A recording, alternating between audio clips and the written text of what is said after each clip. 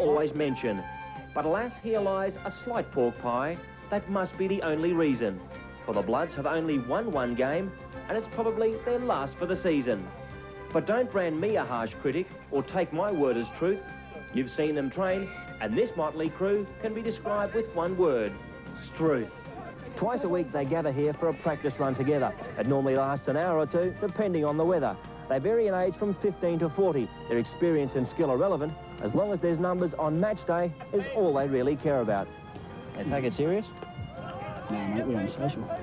We're only social. You can't be too serious. You don't get paid for anything. You just play for the fun of it, you know. It's just enjoyment and a few beers afterwards, I suppose. There's Steely the brave full forward, whose problem is only seeing. Sometimes, yeah. Sometimes it just sort of hits me in the head.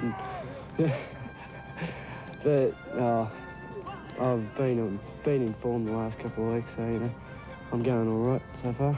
Well, as you see, Steely wears glasses like Vanderbilt, and Steely just can't see a thing and can't hear what's going on, I suppose. I don't know. I ask him, and he just turns around and says, "I don't know, Alf." Body is the local hero. The rest all try to follow. Reserve grade have just started. We didn't have enough players coming down, and they started, and they're second on the bottom. They're about a 20-goal side loss, aren't they? No, there's a win round the corner. How come you didn't train tonight? Hey? Oh, we do some raffles at the local pub at the Nunda. And I have to have a few pots and that with the locals. So by the time I got down here, it was about 6:30, 6:45, so I just got everything ready for Saturday and have a win, hopefully. The day of reckoning arrived. The Bloods couldn't believe the attention.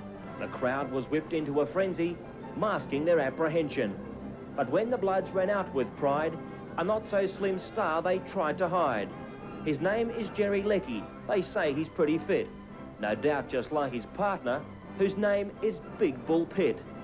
I won't say any more, just sit back and marvel, as their opponents, third-place Caboolture, wipe them off the oval. We've never seen them and they haven't seen us, and, you know, so we hope to give them a bit of a fight.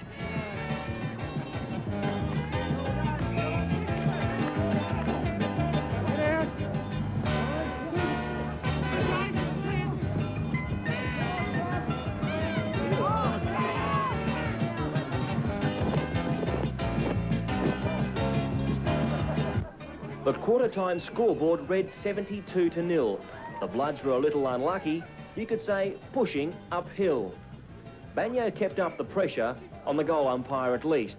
They rarely passed half forward. It was an opposition feast. There's no reason they're that much better side than we are. 15 goals or whatever they've kicked and we caught none, scored none.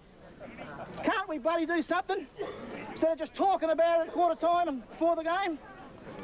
It's disappointing. Get out there and show that you want the ball. Show these guys they're not that good a side. Even the pleas of legend Leckie couldn't rouse the Bloods.